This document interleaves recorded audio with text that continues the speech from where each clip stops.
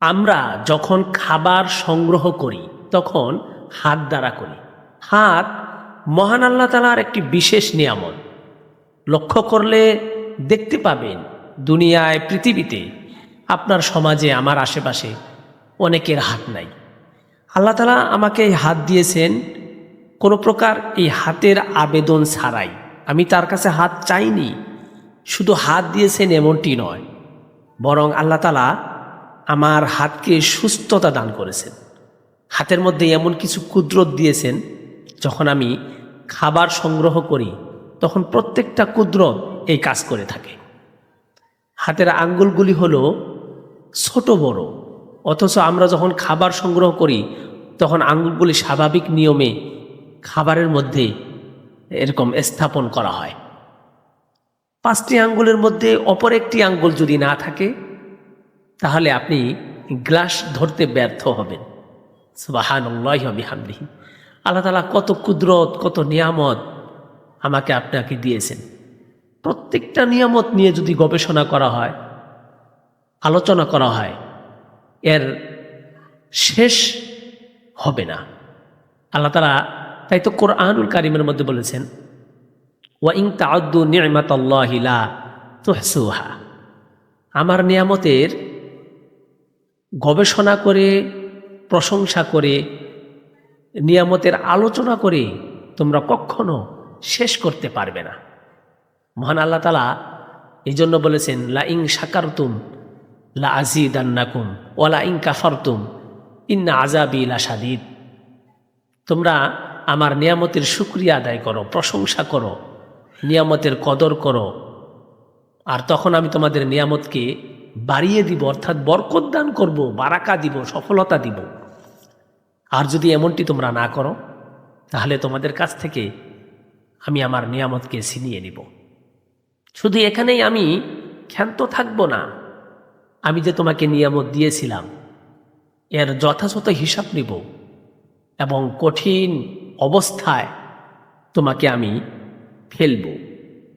যারা আমার নিয়ামত ভক্ষণ করার পরে নিয়ামতের না শুকরিয়া করেছে তাদের জন্য এই ধমক, এই সাবধানতা আল্লাহ তাআলার।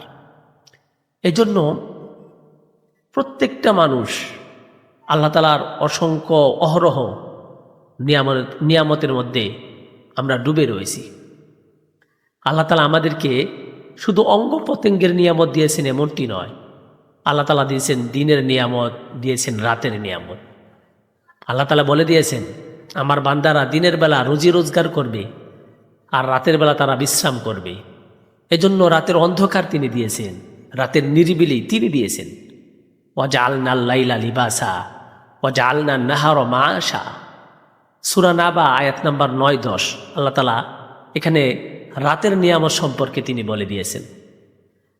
সম্মানিত মুসলিম ভাই বোনেরা, বিশেষ করে খেয়াল করবেন, আমরা যখন খাবার খাই আল্লাহ তাআলা দেখেন এখানে কত কুদরত, কত হিকমত রেখেছেন।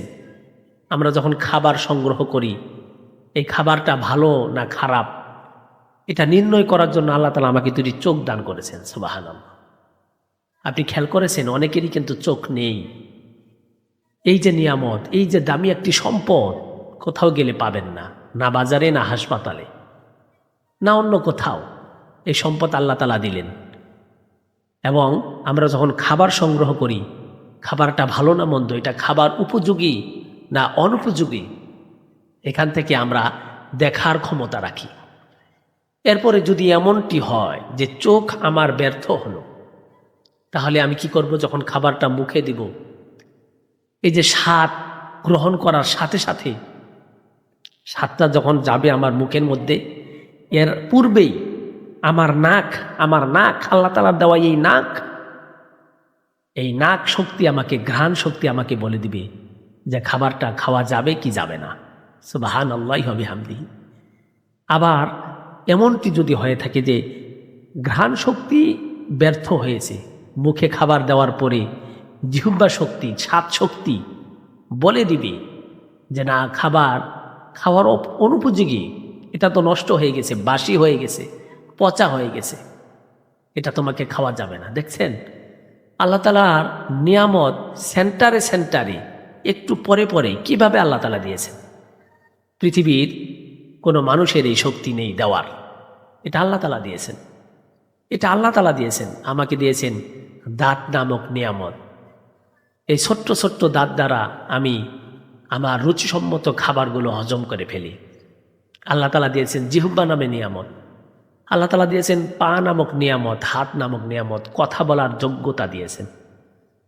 এই জন্য প্রিয় মুসলিম ভাই বোনেরা, মহান আল্লাহ তাআলার কোন কোন নিয়ামতকে আমরা অস্বীকার করতে পারি? সূরাতুর রহমানে আল্লাহ তাআলা তাই তো বলে দিয়েছেন, ফাবি আইয়ি আলাই রব্বিকুমা তুকাজ্জিবান। আসুন মহান আল্লাহ তাআলার নিয়ামতের প্রশংসা করি, শুকরিয়া করি। আল্লাহ তাআলা তৌফিক দান করুক, আমিন। আসসালামু আলাইকুম ওয়া রাহমাতুল্লাহ।